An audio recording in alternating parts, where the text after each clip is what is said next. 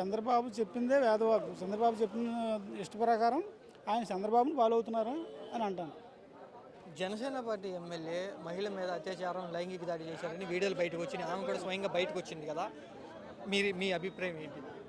గతంలో పవన్ కళ్యాణ్ గారు అయితే నేను అలాంటి వాళ్ళని అలా చేస్తాను ఇలా చేస్తానని చెప్పేసి గట్టిగానే చెప్పడం జరిగింది. కానీ ఇంక మరి ఎందుకు అలా రిపీట్ అయిపోయారో ఆయన అర్థం కావట్లేదు.